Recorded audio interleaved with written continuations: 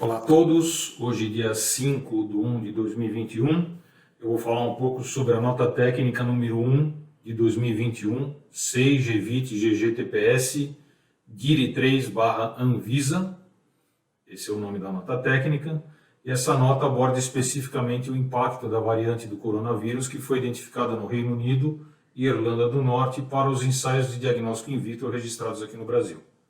Bom, como é de conhecimento de todos, o Reino Unido e a Irlanda do Norte reportaram para a Organização Mundial da Saúde, no início de dezembro, que haviam detectado uma nova variante do vírus, do SARS-CoV-2, que é o vírus que causa Covid-19, e essa nova variante é chamada de SARS-CoV-2 VUI 2020-12/01, ou seja, a primeira alteração do vírus que foi diagnosticada ou detectada no mês 12 do ano de 2020.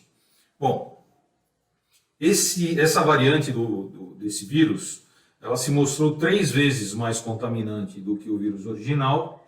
Entretanto, isto não significa, ou pelo menos ainda não há dados clínicos suficientes, que mostrem que a variante, em termos de consequências clínicas, ela seja mais agressiva, né? E tampouco que haja qualquer tipo de problema em relação às vacinas até o momento desenvolvidas.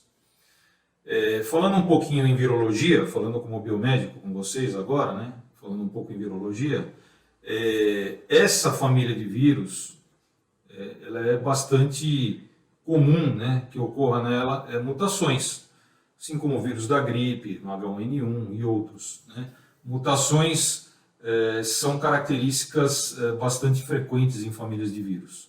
O que não significa que o vírus fica mais agressivo ou menos agressivo, só significa que é da natureza do vírus ser um ente mutável.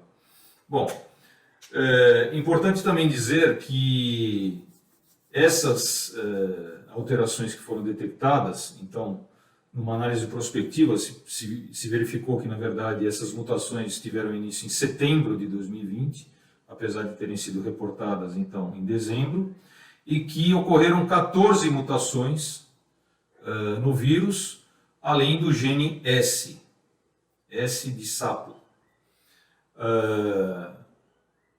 Segundo a Anvisa, os testes de PCR quer dizer Polymerase Chain Reaction, ou seja, reação em cadeia de polimerase. Então, os testes de PCR, que são aqueles testes que você faz logo no início da doença para saber se você está com o vírus e não se você já teve o vírus, né? Para saber se você já teve o vírus, você faz o teste de IgG e IgM. Então, os testes de PCR registrados no Brasil, eles focam mais de um alvo gênico, mais de um alvo viral.